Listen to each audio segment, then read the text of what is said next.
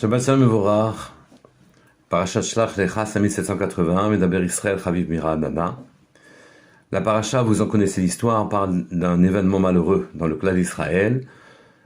Les Bnei Israël ont incité Moshe Rabbeinu à envoyer des explorateurs pour prévenir en quelque sorte la conquête, pour voir un petit peu comment la faire. Et ça s'est soldé par un échec cuisant, puisque les Bnei Israël qui ont été envoyés, qui étaient des grands hommes, sont revenus en disant que c'était pas si urgent que ça de revenir en Israël, de retourner sur notre terre et d'en prendre possession. Mais là-dessus, vous savez que la Torah écrite, elle nous enseigne encore aujourd'hui, le pasuk Shlach lecha anashim, envoie pour toi des hommes, c'est un pasuk qui s'applique encore à nous aujourd'hui. En quoi ce pasuk qu'on concerne encore aujourd'hui? En quoi la conquête de la terre n'est pas seulement historique, mais la façon dont ça s'est passé à ce moment-là, ou dont ça a raté à ce moment-là, nous concerne nous aussi. Pour ça, il faut que je vous ramène une Gemara. En plusieurs endroits, la Gemara souligne l'importance que revêt aux yeux d'Hachem le Shaliach Mitzvah, la personne qui est envoyée pour faire une mitzvah. Et ce Shaliach Mitzvah, qui n'est pas celui qui fait le cœur même de la mitzvah, mais celui qui techniquement aide à la mitzvah, il n'est qu'un intermédiaire, eh bien ce Shaliach Mitzvah est plus apprécié par Akadosh Baruch Hu que celui celui-là même qui l'envoie, qui a la véritable responsabilité du cœur même de la mitzvah. Dans Brachot 17 Aleph, là-bas il est clair, c'est marqué Gadol, grande, et je vous dis directement la traduction, grande est la récompense qui est réservée aux femmes. Rav demanda à Rabbi Hiya, d'où vient le mérite des femmes? Et la Gemara répond, c'est d'amener les enfants à leur maison d'études, d'attendre leur mari qui revient du Beit HaMidrash, même si c'est tard, de le laisser partir parfois étudier la Torah dans d'autres villes. Et la question qui se pose, mais pourquoi poser cette question? Cette question n'existe pas. Demandez d'où vient le mérite des femmes. Mais les femmes ont des mitzvot.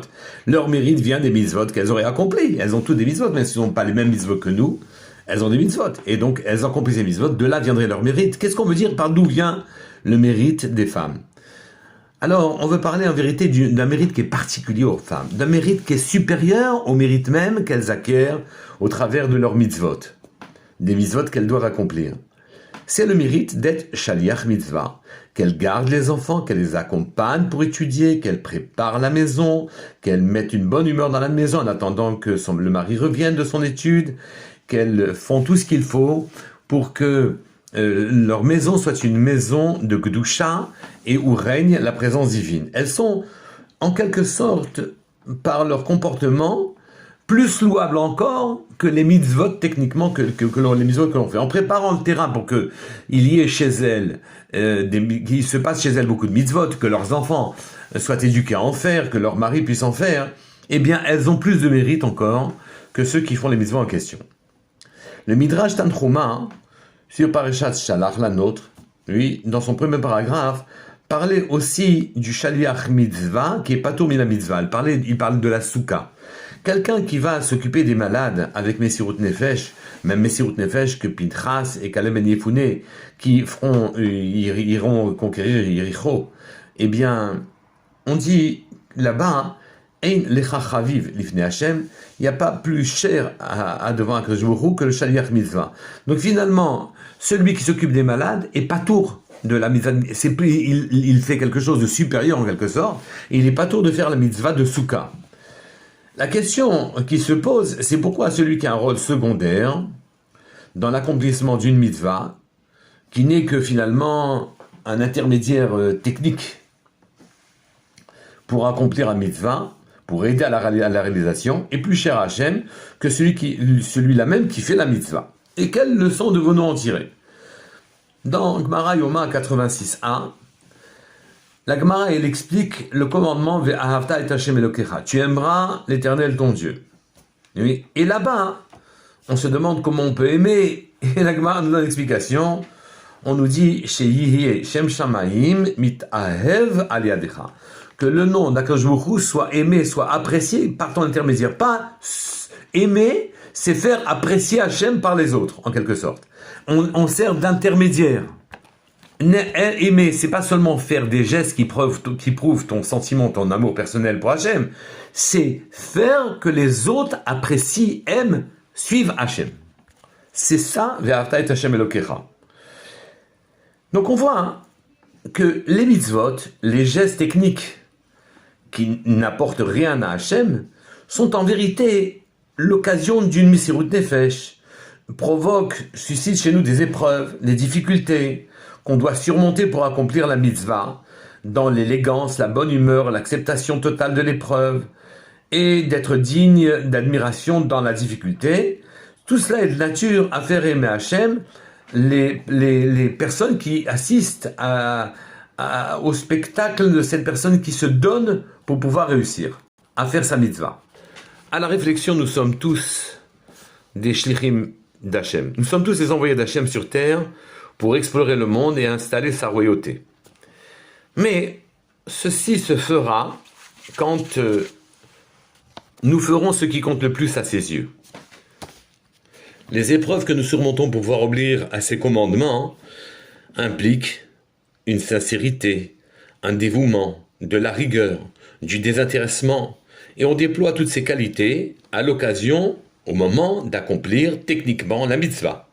Le geste compte, évidemment, mais pas autant que ce qu'il a permis de mettre en lumière chez nous, nos manques, ou au contraire, nos qualités à développer. Et nous-mêmes, nous sommes des envoyeurs, des Meshaléach. Nos émissaires sont envoyés dans le monde entier. C'est marqué Shlach lecha anashim, nous envoyons des malachim dans le monde entier. Vous voyez, ce commandement est intemporel. Il ne concerne pas seulement les Israël, les chefs de tribus qui ont été envoyés pour explorer la terre. Il s'adresse à nous, Shlach lecha anashim, toi, tout le monde, tous les juifs doivent envoyer des malachim pour mettre en œuvre les mitzvot qui installeront la royauté d'Hachem sur terre. Nous envoyons, chaque mitzvah crée un ange, et nous envoyons ces malachim qui ramènent notre âme jusqu'à sa racine.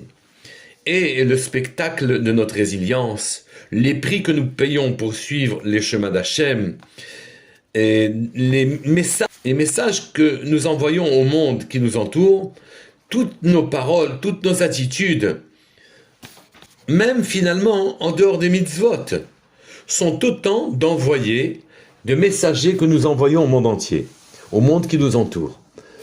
Naturellement, par ce qu'ils peuvent voir, mais par aussi ce que ça sous-entend, par les arrière-pensées, le ton, le choix des mots, plutôt que d'autres, l'expression de notre visage, la sérénité avec laquelle on vit nos épreuves, lors de nos rapports avec autrui, sont autant d'envoyés. Donc nous sommes des gens qui envoyons des messages, Shlach lecha anashim.